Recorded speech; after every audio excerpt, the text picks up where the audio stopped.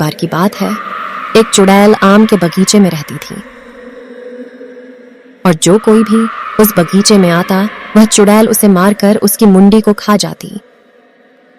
लेकिन कुछ दिनों से गांव वाले उस बगीचे के बारे में जान गए थे। ये गांव वाले कुछ ज्यादा ही होशियार बन रहे हैं। अभी सबक सिखाती हूँ उनको। जब कोई बगीचे में नहीं आता तो चुड़ैल एक सुंदर सी औरत का रूप लेकर गांव में आम बेचने जाने आम लगी। ले लो, आम ले लो, मीठे रसीले आम ले लो। सुबह से शाम हो गई थी, कोई भी आम लेने नहीं आ रहा था। फिर दूर चलने पर सामने से रमेश आ रहा था। रमेश आम को देखता और आम वाली को देखकर बोलता है, अरे आम वाली, कैसे आम दिए तुमने? तेरे आम तो काफी मीठे लग रहे हैं, बिल्कुल तुम्हारी तरह। अरे आप एक बार छक्कर देखिए, जिंदगी भर याद रखेंगे, बहुत मीठे और रसीले हैं। फिर चुड़ैल रमेश को एक आम देती है और रमेश आम खाने लगता है। आम खाते खाते ही रमेश छोटा होकर एक आम बन जाता है। उधर रमेश की पत्नी सीमा रमेश का घर में इंतजार कर रही थी। बैठे बैठे उसे रात हो जाती है, पर रमेश घर नहीं लौटता। फिर अगले दिन सुबह होते ही सीमा रमेश को ढूंढने के लिए जाती है और जाकर सरपंच से बोलती है, सरपंच जी, क्या आपने रमेश को देखा? वो घर से गए थे तो बोलकर गए थे कि सरपंच जी के पास जा रहा हो, लेकिन पूरी रात हो गई, अभी तक नहीं लौटे। अरे हाँ, वो मेरे पास आया तो था, लेकिन वो शाम होने से पहले पहले ही मेरे पास से चला गया था। और अगर घर नहीं गया तो कहाँ गया, मुझे कुछ नहीं मालूम।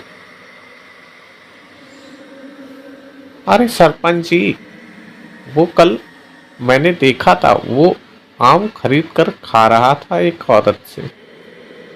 अगले दिन वह चुड़ैल फिर से आम बेचने के लिए गांव में आती है। उधर चीमा आम लेकर खाने लगता है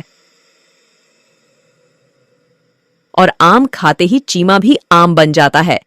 आम बनते ही चुड़ैल अपने असली रूप में आ जाती है और चुड़ैल की हंसी सुनकर सीमा अपनी खिड़की से देखती है तो उसकी आंखें फटी की फटी रह जाती है। सीमा को सब समझ में आ जाता है। फिर सीमा सरपंच के पास जाकर सारी घटना के बारे में बता देती है। अरे ये तो बहुत ही मुसीबत की बात है। वो चुड़ैल आम के बगीचे से बाहर निकलकर यहाँ शिकार करने लगी है गांव में। जल्द से जल्द कोई ना कोई उपाय निकालना पड़ेगा, नहीं तो वो पूरा गांव ही खा जाए। अरे सरपंच जी, मेरे पास एक उपाय है।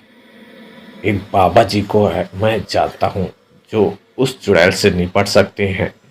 नहीं तो हम लोगों को उससे छुटकारा दिलाने का उपाय भी बता सकते हैं। अगर आप बोलें तो मैं उनके पास आपको ले चलूं। हाँ, क्यों नहीं, बिल्कुल।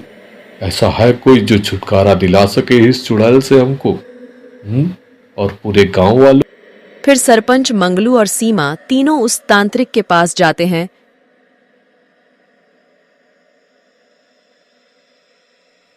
जय हो बाबा जी, जय हो बाबा जी की। बाबा जी हमारी मदद करें, हम लोग पूरा गांव बहुत ही ज़्यादा परेशान है, हमारी मदद करें बाबा जी। मैं तेरी समस्या जानता हूँ बच्चा। तू और तेरा गांव उस चुड़ैल से परेशान है, वो आम वाली चुड़ैल। उसको मारना इतना आसान नहीं है, सिर्फ एक ही उपाय है।